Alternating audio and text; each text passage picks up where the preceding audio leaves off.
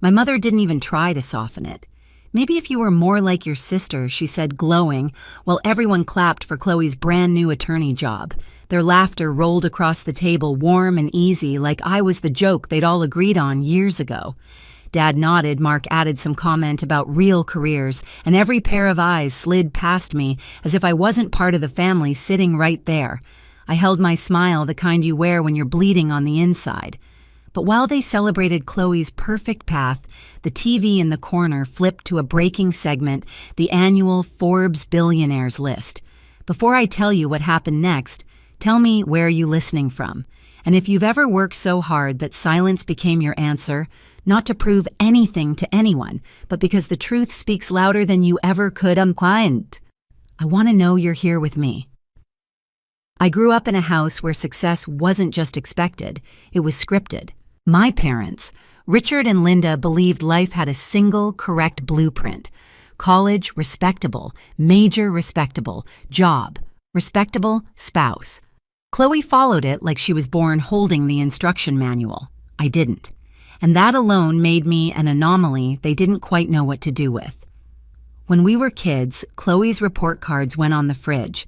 Mine went into a drawer. Not because they were bad. I graduated early, took college courses in high school, won a regional coding competition at 16, but because none of it fit the picture my parents painted for the world. Code wasn't impressive. Law was impressive. Medicine was impressive.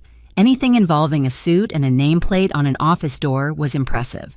So even now, sitting in that restaurant packed with relatives and friends clinking glasses for Chloe's shiny new attorney job, I shouldn't have been surprised when Mom said it again. The comparison. The sigh. The feeling that she was apologizing for having a daughter who didn't match the decor. The place smelled like rosemary bread and cheap celebratory champagne. Chloe sat in the center of the long table, face glowing under the warm pendant lights. She looked perfect, hair smoothed back, soft pink suit, posture straight like she'd practiced for a courtroom that hadn't even met her yet. Dad kept bragging to Mark's parents about her future cases she'd win someday. Promotions she'd earn someday, firms she'd change someday. They listened with wide eyes, nodding like they were witnessing the beginning of a legend. I sat 3 seats down, close enough to hear everything, but far enough to be forgotten when the conversation looped back around to real careers and proper paths. It was almost impressive how effortlessly they could exclude me without ever acknowledging they were doing it. Mark leaned over his wine glass and said something about how law required discipline and real commitment, giving me a quick, polite smile that carried the sting of condescension. He'd made comments like that for years. "Some jobs take grit," he once said when I visited home during my first year of building Lumos Play from my dorm room. Not just luck or apps. As if entire industries could be reduced to a 4-letter word. Mom reached over and squeezed Chloe's wrist the way she always did when she felt proud. "You always make us so happy," she said. "So steady. So reliable." Her eyes flicked briefly to me, softening just enough to hide the judgment underneath. "Some people are just born knowing what matters." I didn't react. You learn not to when it's been your entire life. You learn to fold your hurt into the corners of yourself, to breathe through the sting, to stay quiet so you don't look dramatic or defensive. Silence was the safest currency I had in this family. But inside there was always that familiar ache, the one that whispered that no matter what I built, no matter how far Lumos Play grew, it would never measure up to Chloe's law degree in their eyes. My studio in New York, the teams in Tokyo and Berlin, the tech we'd created that reshaped mobile gaming, they felt impossibly distant from the world my parents valued. Still, I came that night. I showed up, brought flowers, wished her well, because she was my sister. And some small part of me kept hoping that if I stayed long enough, tried hard enough, maybe they'd see me, really see me. I didn't know it then, but the moment that changed everything was already set in motion. The lights, the speeches, the TV in the corner quietly playing the evening news, all of it was about to collide. The night before Chloe's wedding felt like a dress rehearsal for everything my family had ever believed about me. You'd think a rehearsal dinner would be warm, sentimental, full of shared stories and inside jokes. Instead, it felt like stepping onto a stage where everyone already knew their part except me. I wasn't cast as a sister or a daughter. I was cast as a placeholder, a necessary seat filler who didn't quite belong in the picture. The ballroom was already decorated for the next day, soft gold lights draped along the walls, white roses arranged in tall glass vases, the faint scent of vanilla and eucalyptus floating through the air. Chloe and Mark moved through the room like royalty accepting tributes. Meanwhile, I found myself at the edges again, blending into the background, the way I'd unconsciously learned to over the years. When the coordinator handed out seating cards, that old ache in my chest tightened. Chloe and Mark's closest friends and family sat up front. My parents, grandparents, and Mark's extended family filled the side rows. My card, table 9. Near the busing station, close enough to hear kitchen doors swinging open, far enough to make it clear I wasn't central to the celebration. It was a familiar kind of exclusion, the kind that stings not because it's loud, but because it's quiet and intentional. Chloe barely looked at me as she passed by, hair perfectly curled, dress flowing behind her. "Don't forget to wear something elegant tomorrow," she said lightly, as if offering helpful advice rather than delivering another subtle dig. "The photographers will be everywhere." "Sure," I said. "I'll keep that in mind." She was already walking away before the words left my mouth. Mark joined her, muttering something about how tech people always struggled with formal events. He probably didn't think I could hear him. Or maybe he did. It didn't matter. It was the kind of joke he made, often soft enough for plausible deniability, sharp enough to land exactly where he wanted it to. I'd been dealing with comments like that since my early 20s. When I dropped out of a traditional grad program to pursue my startup full-time, Dad called it a phase. Mom suggested I join Chloe's study group to learn some real skills. Their attempts to redirect me weren't malicious, at least not in their minds. They simply didn't understand a world that didn't come with a degree certificate and a paycheck every 2 weeks.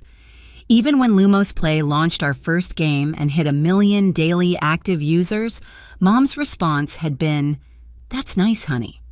So, when are you going to think about getting something stable?" As if the work I poured myself into servers design, builds coding sprints, investor decks, sleepless nights was some fragile little hobby I could pack away when I got tired. I learned to stop explaining, to let their assumptions stand. It was easier to let them think I was drifting than try to translate a world they never bothered to understand. But success doesn't stay small. It grows. It raises its voice even if you don't.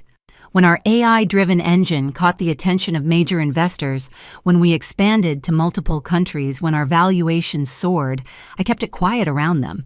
Not out of pettiness, out of self-preservation. Every time I tried to open that door, they'd closed it so gently, it felt like my fault. So at the rehearsal dinner, when Dad raised a toast and praised Chloe for her dedication and real disciplined work, I didn't flinch. I'd heard it all before so many times the words barely brushed my skin anymore. But the room felt different that night, heavier, almost theatrical. Like every condescending remark, every dismissive glance, every whispered laugh was setting the stage for something I couldn't yet see. The last blow came when Chloe stepped up to practice her speech. She looked straight at me.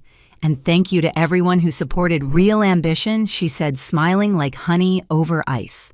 "It takes commitment to choose a serious career." A few guests chuckled. Mark smirked. Dad nodded approvingly. I just stood there, my hands clasped in front of me, nails biting into my skin. I didn't cry, didn't argue, didn't give them the satisfaction of seeing me fold. But inside something shifted. A slow, steady burn began building in my chest. Not rage, not jealousy, something quieter, more dangerous, clarity. Because while they stood there basking in the glow of Chloe's perfect path, they had no idea what was coming. No idea what the next day held. No idea that the entire narrative they'd built, the hierarchy they'd worshipped, was minutes from collapsing. They didn't know the world was already whispering my name. The wedding venue looked like a magazine spread, white hydrangeas, floating candles, soft music echoing through the open hall. Everyone kept saying it was picture perfect, and maybe it was. Just not for me. When I arrived, a coordinator glanced at my place card and guided me straight to table 9. Back corner. Same as rehearsal. close enough to hear the clatter of trays and the hiss of the kitchen door, far enough that no one would mistake me for an important guest. My parents didn't notice. They were already busy greeting Mark's family like newfound royalty. Chloe stood beside them, shimmering in her gown, glowing in a way that made the whole room lean toward her. I sat quietly smoothing the front of my dress, reminding myself to breathe. This was her day. I came for her, not for approval, not for recognition, just to show up the way I always had. But the distance between us felt wider than the room. Dinner began and the hum of polite conversation filled the space. From my corner, I watched Chloe and Mark float from table to table, collecting compliments like confetti. Every so often, someone at table 9 asked me how I knew the bride, and I had to smile and say I'm her sister, while they blinked in confusion, searching my face as if expecting a mistake.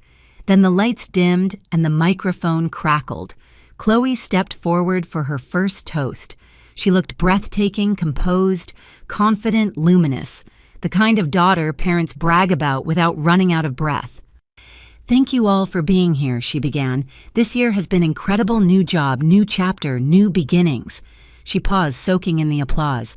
"Mom and Dad always taught us to choose the right path, to build something stable, to work hard." Her eyes brushed past me just long enough to register.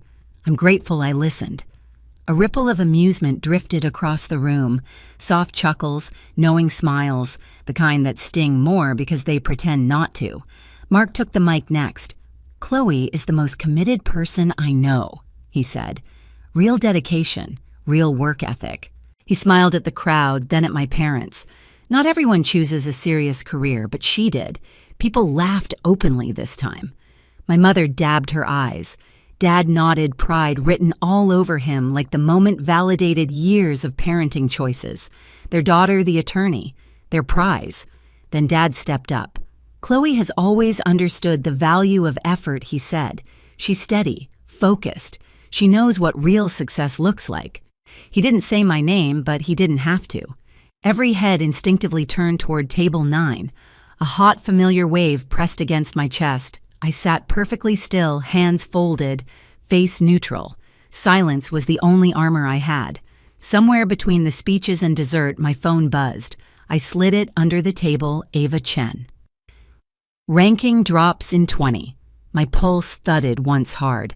Not panic, not excitement, just awareness. Around me, the celebration swelled. Guests toasted Chloe's career, her bright future, her real job. Every compliment sharpened the edges of the moment, carving me out of the picture even more clearly. And still, I said nothing. 5 minutes later, a couple at the next table pulled out their phone. The husband frowned at the screen, then tapped it. The wife gasped softly. Then more phones lit up. One table. Then another. A wave spreading in slow motion. The TV near the bar flickered. A banner slid across the screen. "Breaking news, annual Forbes Billionaires List released." Voices quieted. Chairs shifted. Someone whispered, "Wait." "Is that another?" Leaned closer to the TV. "No way. That's her. That's Kate Morgan." The air in the room changed. It tightened, sharpened, dropped into a hush, so complete it felt physical. Then my name appeared on the screen. Kate Morgan. Youngest self-made billionaire in gaming. Lumos Play valuation 8.5 B. Personal net worth 2.1 B. Forks froze midair. Laughter died. Breath caught in throats. 200 people stared at the screen. Then they slowly turned toward table 9. Toward me. For the first time in my life, the entire room finally saw me, and none of them knew what to do with it. The moment my name flashed across the TV, the entire ballroom transformed. It felt like someone had reached into the room and yanked the sound out of it. Music cut. Conversation stopped mid-sentence. Even the servers froze trays suspended in their hands, eyes flicking toward the glowing screen. I stayed seated at table 9, my palms resting lightly on my dress, my heartbeat strangely steady. Not proud, not triumphant, just calm. A different kind of calm than I'd ever known around my family, the kind that comes when the truth finally steps into the light on its own. A guest near the bar whispered, "Is this real?" Another pointed at the screen. "That's her. That's Kate." Chloe's face drained of color. She blinked hard like the screen might correct itself if she focused long enough. Mark's jaw tightened. Mom pressed a hand to her chest. Dad stared as if the world had tilted under his feet. Then Ava appeared, weaving through the crowd with the assuredness of someone who had walked into breaking stories like this before. She reached my table, offered a small nod, and spoke loud enough for those closest to hear. "Kate," she said, "congratulations. The piece is live. It's already climbing." Her voice cut through the silence like a clean blade. I rose, not dramatically, not slowly, just naturally, the way you stand when someone calls your name and you're no longer hiding from it. Eyes followed me like magnets. I could feel the weight of 200 shocked breaths pressing toward me. Ava continued. "Lumos Play's valuation and your profile are front-page features. Media outlets are already covering it." Behind her, the TV scrolled through the details. AI-driven game systems, 85 million daily players, global offices. The valuation that surpassed industries my parents worshipped. My name plastered next to people they'd admired their whole lives. Dad finally moved. He stepped toward me, one hand gripping the back of a chair like he needed help staying upright. "Kate, this has to be a mistake," he said, voice thin. "It isn't," I replied. No anger, no edge, just truth. "But you make games." The way he said games, small, trivial, childish, carried years of dismissal in a single word. "I built a company," I said, "and the work I've been doing, this is what it has been." Mom's eyes glistened. "Why didn't you tell us?" I let out the softest breath. "I tried. For years." Chloe finally spoke, her voice cracking. "You're telling me that all this time while I was fighting for internships, studying all night, trying to make something of myself, you were just sitting there knowing you were." She gestured helplessly toward the TV. I wasn't sitting," I said. "I was working." "You just didn't see it because you never asked." She stepped back like the words hit her physically. "This was my wedding day," she said. "My moment." I know I answered, and I didn't want this to happen today, but I didn't control the list. I didn't control the timing. Mark cut in. "You could have warned us." I looked at him. "When would I have had the chance?"